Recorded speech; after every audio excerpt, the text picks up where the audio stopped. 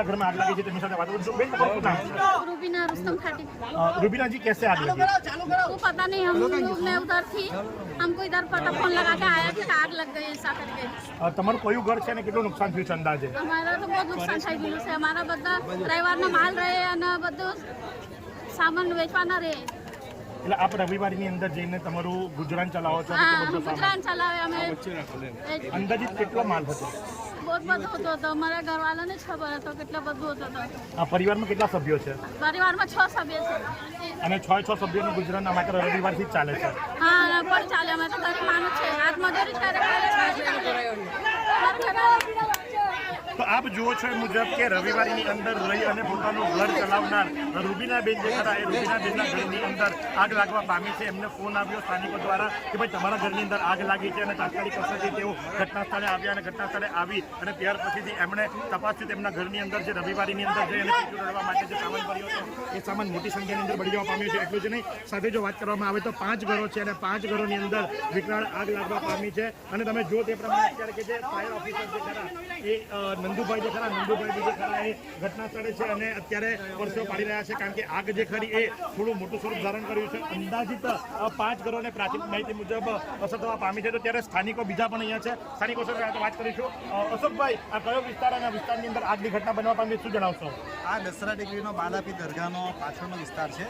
અહીં કેટલા 4-5 મકાનો છે એ છે ને કે ભાઈ આ ભંગારનો ધંધો કરે અને કેટલાક લોકો એવા છે કે સુરત રહી ધંધો અહીંયા કરે, ગોડાઉન બનાવી દીધેલા, બરાબર। રહેણાંક વિસ્તારની અંદર ભંગારનું ગોડાઉન કેટલું યોગ્ય ગણાય જ નહીં। આ તો ખતરો કહેવાય, આજુબાજુ મોટી વસ્તી છે, આ તો સારું કહેવાય કે આ કાબૂમાં આવી ગઈ ને આજુબાજુ મોટી વસ્તી છે ને બધા ઘરમાં આગ લાગી તો પ્રોબ્લેમ થઈ જાય। આવા બધા ભંગારનો આ જો સામાન પડેલો છે અંદર, એ લોકો શું કરે કે વાયર પેલા ભંગારમાં લાવે ને એને પાછળ સળગાવે, આ વાયર સળગાવવા માટે છેલ્લું છે। એટલે આવા ઘરોની અંદર ઘરને ભંગારનો ગોડાઉન બનાવી દે, ખોટું છે। આવા રહેણાંક વિસ્તારમાં આ પ્રમાણે નહીં હોવું જોઈએ।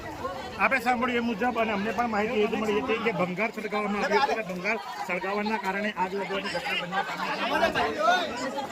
માનવ મહેરામણ ઉમટી પડ્યો, જાણે કોઈ શો ચાલી રહ્યો હોય અને શો ચાલી રહ્યો એ ભાવનાને ધ્યાનમાં રાખીને આ લોકો બધા આવી પહોંચ્યા છે। પણ એના કારણે લઈને અને ફાયરના જવાનો જે ખરા ફાયરના જવાનોને ભારે જહેમત ઉઠાવવી પડે છે કારણ કે આ જે પબ્લિક છે પબ્લિકને સર્વ કરવું પડે છે। તો ત્યારે જે સ્થાનિકો છે એની સાથે વાત કરીશું। ક્યાં નામ હે तुम्हारा? ये सब आपके आदर्श घर है। બેન, તમારું શું નામ છે? પાર્વતીબેન વડેભાઈ રાઠોડ। પાર્વતીબેન, આગ કેવી રીતે લાગી? આગ કેવી રીતે લાગી મેં પાછળ જોવા ગઈ ને ત્યારે આખું હલકતું હતું ઘરથી। પચાસ છે ને વાયર બાયલા છે એના કારણે બી આટલા ઘરમાં છે ને બધામાં ભંગાર જ રહી। અમે ઘણી વાર નાખી દઉં, એક વાર પણ આગ લાગેલી છે, અમે ઉડાવેલી છે, અમે મોલ્લાના પડ્યા છે ને આ લોકો છે ને ભંગો લાવી લાવીને અહીંયા જ ગાલે, વાયર લાગે, આ લાગે, તે લાગે। અમે 2-3 વાર કીધું નહીં લાખો, અમારું ઘર છે એમ કે તમારું ઘર અહીંયા રહેવો ને, તમે રેવા કોઈ ના પડે છે તો ભંગોનું કઈ અહીંયા લાગે? ભંગો તમારા ઘરે તમે ત્યાં લાગો, અહીંયા કા ભંગો લાગે? તમે અમારી જાનહાની થાય। ગેસના બાટલા બ્લાસ્ટ થયા છે, વાત મળી છે કેટલી સાચી? ગેસના બાટલા બધા અમે કાઢી લીધા છે, બધા ગ્લાસના બાટલા જેટલા બી રેડા છે ને બધા બાટલા અમે કાઢેલા છે જાતે।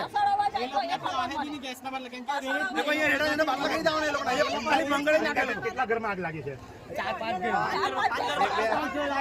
4-5 7 આમાં છે ને ખોલી છે, એ ખોલીમાં બહુ બધા ઘર છે, રૂમ બહુ બધા છે, બધામાં ભંગોળ છે, બધામાં આગ લાગેલી। તમે જોયો ને કહીને ખાલી જોઈ આવો એકવાર, પછાડથી કહીને જોઈ આવો, પછાડી કહીને જોવો। આ વ્યક્તિ એ છે કે અમે આવ્યા ત્યારથી અમે એને જોઈએ છે, તમે એની દશા જોઈને પણ સમજી શકો છો કારણ કે ફાયર બ્રિગેડને એ પોતે લઈ જઈ રહ્યો છે અને એ બતાવી રહ્યો છે કે ભાઈ આ જગ્યા પર આટલા પાછળ રૂમ છે કારણ કે સ્થાનિક છે ને આ યુવાન આગ લાગી ત્યારથી દોડધામ કર્યો છે। ભાઈ, શું નામ છે તમારું? આશીષભાઈ, આ કેટલામી વખત આગ લાગી છે? આ બીજી વખત અમે જાતે ઓલાવેલી છે, અમે છોકરા થઈને, મારો ભાઈ પોતાનો, એ અમે 2 જણ અંડા ભરીને જાતે આગ પાણી લાખીને ઓલવેલી છે। તો આ લોકો અહીંયા સ્થાનિક રહેવાસી નથી, માત્ર ઘર છે ગોડાઉન તરીકે વાપરે છે લોકો।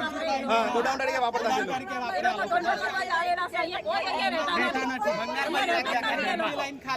તમે સાંભળ્યું એ મુજબ સ્થાનિકોનો સીધો આક્ષેપ છે કે અહીંયા માત્ર ભંગારનું ગોડાઉન બનાવવામાં આવ્યું છે અને એ ભંગારના ગોડાઉનના કારણે આગ લાગવા પામી છે।